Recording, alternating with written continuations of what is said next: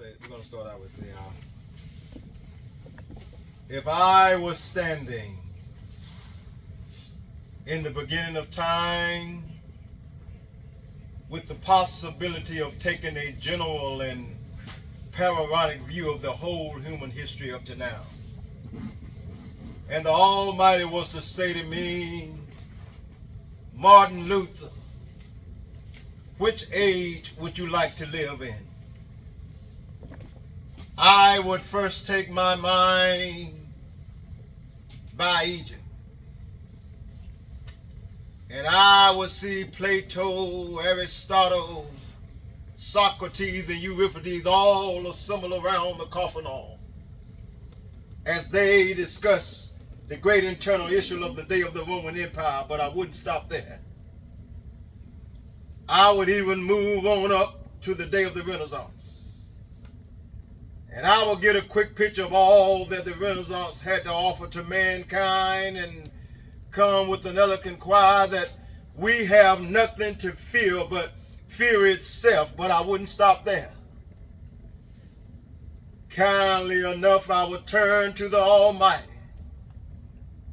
and say, if you allow me to live just a few years in the second half of the 20th century, I will be happy.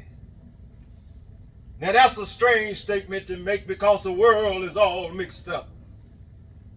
The nation is sick. Trouble is in the land. Confusion is all around. That's a strange statement to make.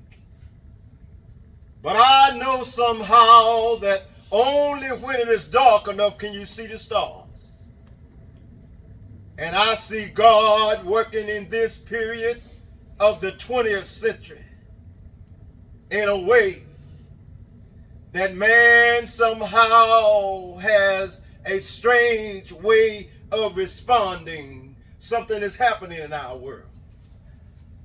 The mass of people are rising up, and wherever they are assembled today, whether they're in Johannesburg, South Africa, Nairobi, Kenya, Accra, Ghana, Atlanta, Georgia, Jackson, Mississippi, or Memphis, Tennessee, the cry is always the same: we want to be free.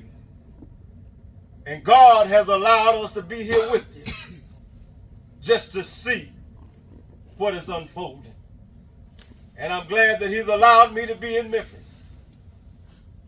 You know, I can remember several years ago when Mrs. King and I was down in Jerusalem. And we rented a car and we drove from Jerusalem down to Jericho. And as soon as we got on that road, I looked over to my wife and I said, I can see why God used this as the setting for His parable. You see, it's a winding and the arrogant road. It's really conducive for ambushing.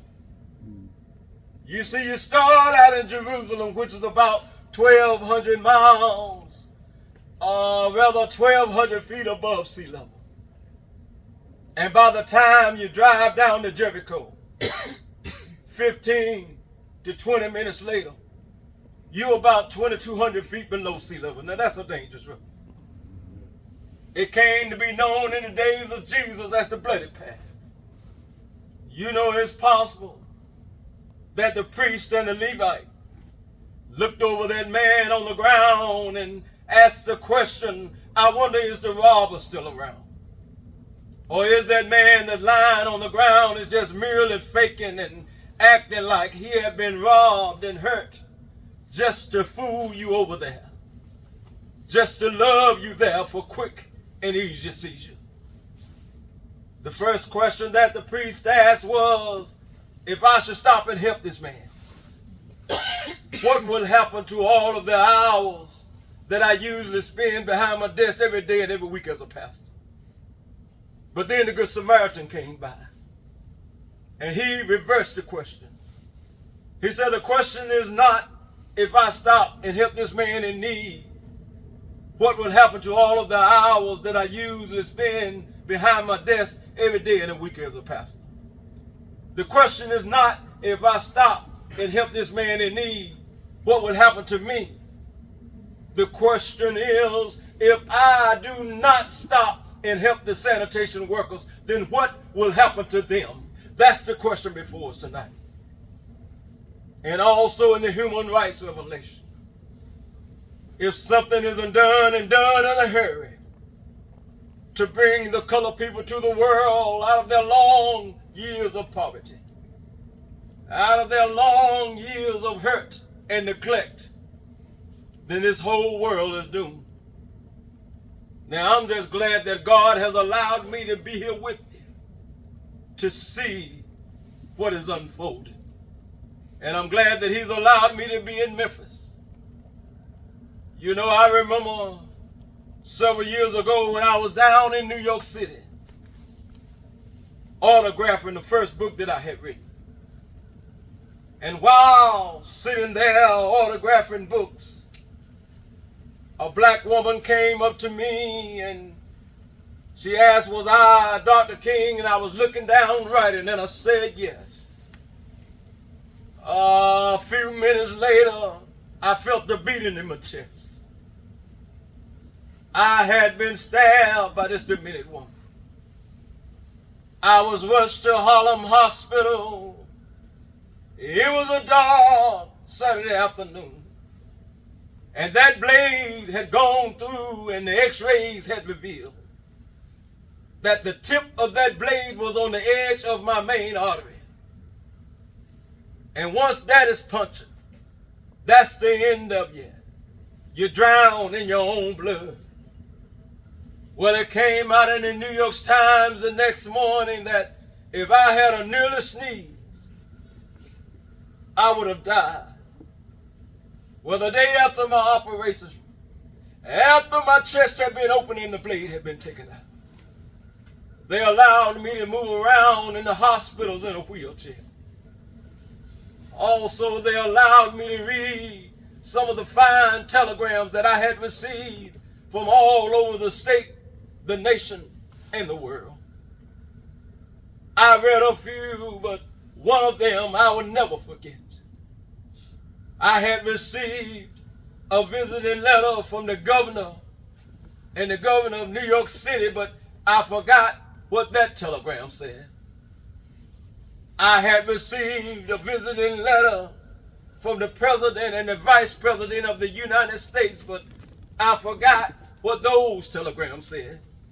Oh, but there was another letter that came from a little girl, a young girl, who was a student at the White Plains High School. And I looked at that letter and I'll never forget it.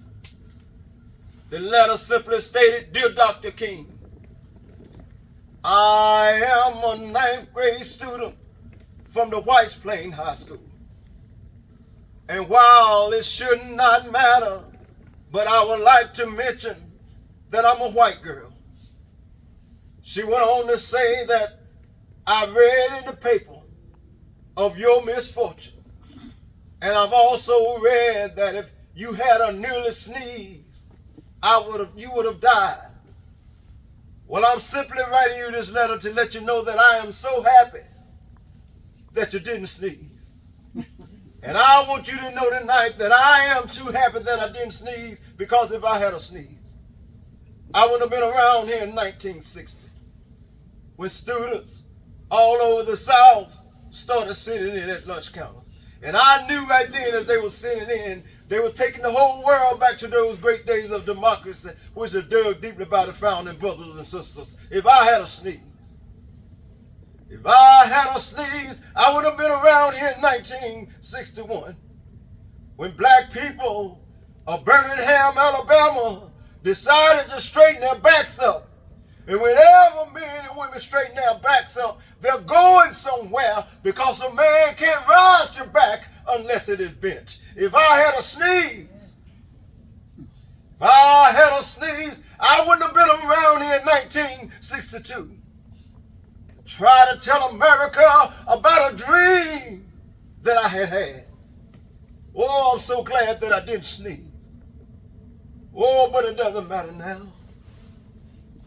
You know, it really doesn't matter what happens now. You know, as we left Atlanta this morning, And as we boarded the plane, there were 6 of us. The pilot said over the public address system, "We're sorry for your delay, but we have Dr. Martin Luther King on the plane. And to be sure that nothing will go wrong, we've had the plane protected and guarded all night."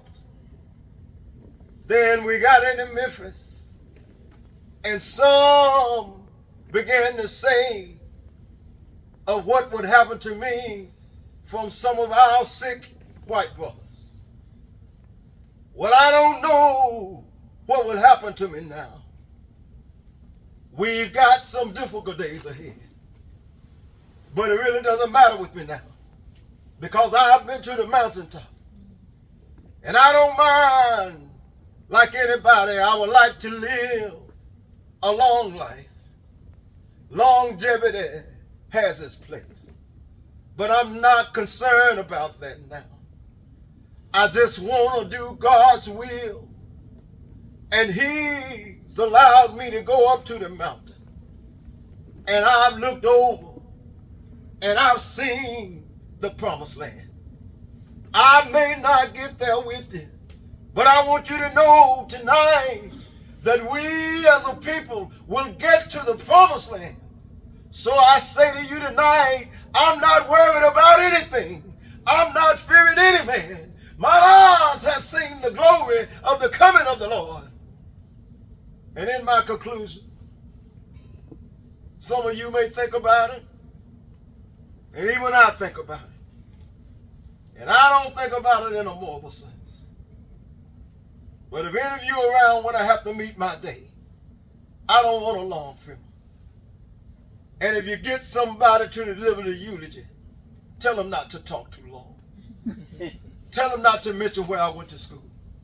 Tell them not to mention the 300 or 400 other awards that I received. That's not important. But if you want to tell them something, tell them that I did try to feed those who were hungry. If you want to tell them something, tell them that I did try to clothe those who were naked. Because I won't have any money or the fine luxury things of life to leave behind. I'll only have a committed life to leave behind.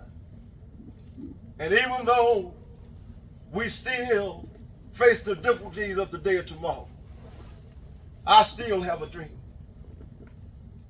I have a dream that one day this nation will rise up and live out the true meanings of its creed. I have a dream that one day every village will be made exalted. Every hill and every mountain should be made low. The rough places should be made plain, and the crooked places should be made straight. And all flesh should see it together. This is our hope. This is the faith that I go back south with. With this faith, we will be able to work together, struggle together, even go to jail together, knowing that one day we will be free.